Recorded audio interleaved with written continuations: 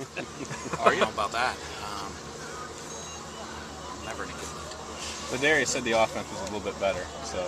I don't know about that, but Okay. the effort was better. Okay. You know, there's still a lot of execution things on both sides of the ball that got to get cleaned up. A couple turnovers on offense. You can't turn the ball over and expect to win. And that was disappointing. And some guys making some plays on defense to help that. But the effort was better. I still think we had a little sloppy. We got to get things cleaned up. Coach, y'all finish up tomorrow against the South Lawn and finish. Have you seen what you wanted to see or get out of over there? Yeah, well, if we didn't, it's too late now. We're coming back here tomorrow, so that was our last practice out there today. And the big challenge for each kid, I asked them, there's two things: you can survive the farm or you can attack the farm. And if we're worried about surviving the farm, we're not going to be a very good football team. If we go attack the farm, we'll probably have a chance to be a championship team. So, each individual's got to ask that of themselves and to find out how we're going to come together. And did we do it as a team? Did you see more attacking or more surviving? A little bit of both.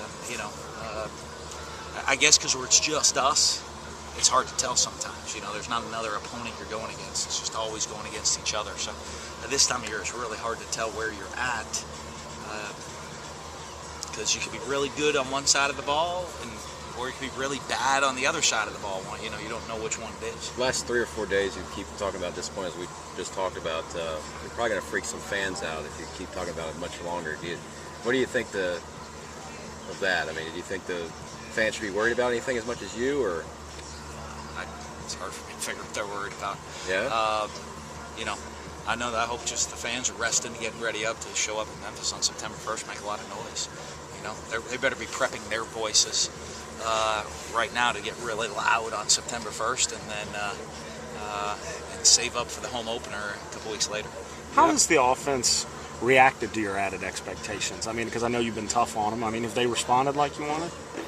Yeah, at times. At times. I mean, I think the fact that there's a lot of competition helps.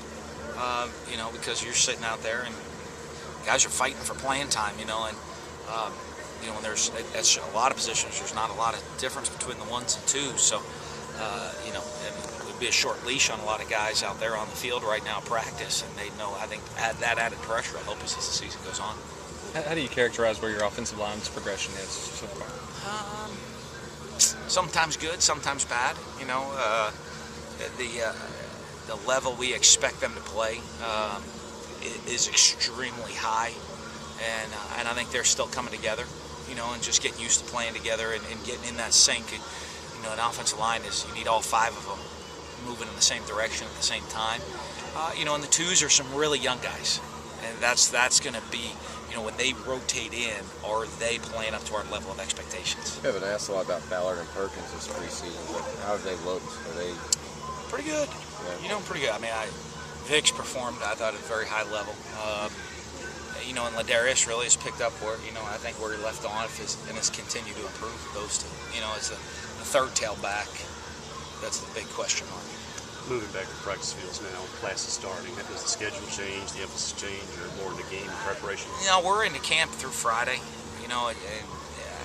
It's still way too early to stop training camp right now just because school started back up. We start school early here. But next week we'll kind of start to get a little bit more into game mode.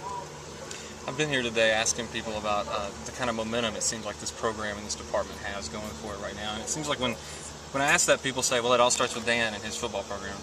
What do you make of that? It's a great compliment. That's a great compliment. That's what we want.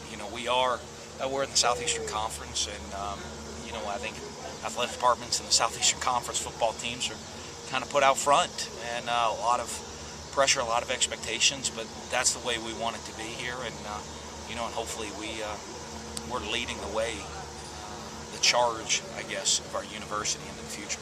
When classes start, some people say that maybe the intensity could drop. What was it like last year? What do you expect tomorrow? We'll see. As always, that distraction. We talked about that today a little bit of, we can't let all the other added distractions that have come in now leak onto football. Because now with school starting off, we're going from football 24 hours a day to 4 hours a day. And, know, and I think what we have to do is make sure that we have razor sharp focus for those 4 hours, and we're not letting all the other things bleed in.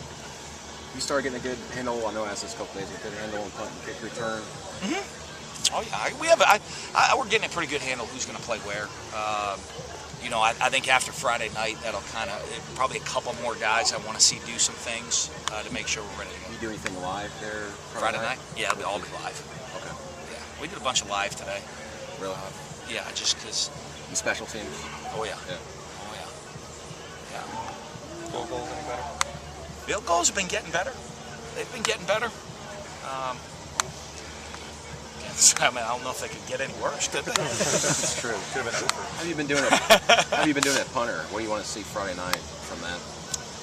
You know, I mean, the positive thing is, I guess every time we go in more of a live situation, they perform very well. Every time we're not in a live situation, they drive me out of my mind. You know, with inconsistency. So, but I guess, you know, we'd like to see them boom it when it counts. You know, every time I've tried to put a pressure situation on, the punters have responded. And what's the difference in having Marcus Green back and, quite honestly, having a versatile tight end back that you can do many different things with?